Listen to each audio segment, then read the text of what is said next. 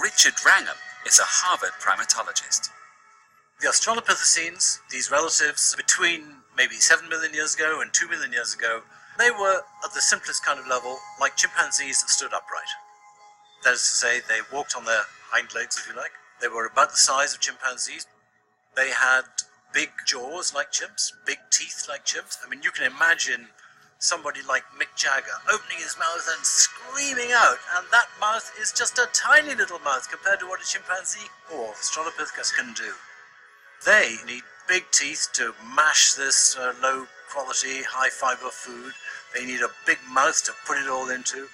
To get there, something like 2,000 calories a day, they have to spend about 6 hours a day just chewing, literally just moving their jaws up and down, processing this bulky, low-energy food. So it's a lot of work. To digest the hard vegetation, Littlefoot had a longer large intestine and colon. Here, her intestinal microbes ferment and break down the food to release a little hard-earned nutrition. But humans today don't have to work so hard. When we compare ourselves with our closest relatives, then what we see is that everything about our digestive system is reduced. It is diminutive. So we have small mouth, we have small teeth, we have small guts. This all reflects the fact that we have a very high quality diet with a lot of nutrients per mouthful. While we might struggle to see the resemblance between Littlefoot and ourselves, the next stage of our evolution became distinctly more human.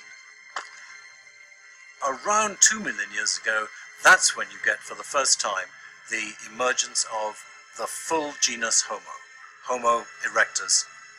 The bones are a little bit heavier, they've got rather big, broad faces with big brow ridges, so they definitely look kind of primitive compared to us, but nevertheless, they were human. What ignited our bodies to evolve so drastically? We cannot understand humans as evolving into this species that was eating and committed to very highly digestible food without them using fire. Lightning strikes, raging forest fires, volcanic eruptions. These fiery forces of nature must have been terrifying for our ancient ancestors like Littlefoot. But these dangerous phenomena also yielded great bounty for daring foragers. Scavengers discovered that tough tubers and the flesh of animals tasted far better when they'd been touched by fire. Once you have fire, everything changes. So, when did we harness this power? Archaeology and geoarchaeology is important in trying to solve this big mystery, which is how we became human. Dr. Francesco Berna and his colleagues have discovered enlightening evidence of humanity's early relationship with fire in the deep recesses of South Africa's Wonderwerk Cave. We're showing that this intimate relationship between human and fire is directly documented starting 1.7 million years ago. The peculiarity and the magnificence of this cave is that it contains evidence of humans being in there since the origin of humanity. It is an archaeological phenomenon because it has a sequence of human occupation which sees us through our evolution as a species from Homo erectus into modern humans as Homo sapiens.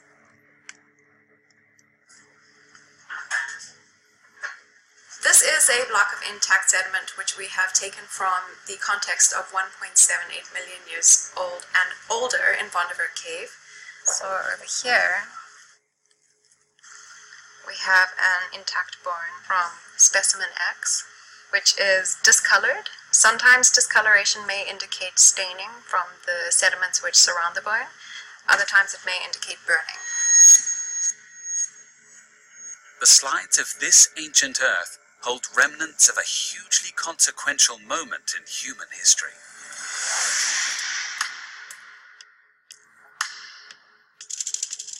the long particle here, it shows the characteristic of being wood ash. This seemingly simple discovery is anything but. Dr. Berner has found the oldest known evidence of humanity's use of fire.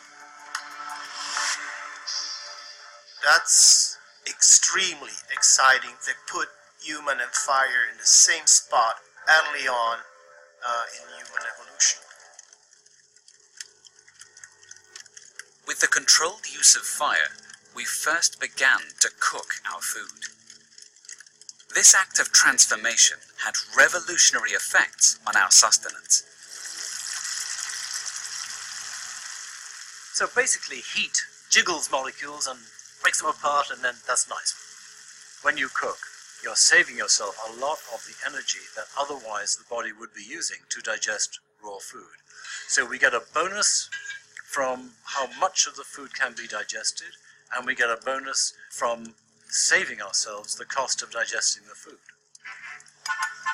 Thanks to cooking, we had a newfound surplus of energy, which went straight to our heads. We're not using that metabolic energy for our gut. What should we do with it? Let's make a bigger brain. We have the largest brain in relationship to body weight of any primate. For the average person, about a quarter of all of the food calories you eat go to fueling your brain. So this is an organ that is only a 40th of your body weight, but it's occupying a quarter of your food. So it's incredibly hungry and expensive to fuel all the time. Cooking with fire sparked our evolution, and we've had one thing on our minds ever since: filling our stomachs.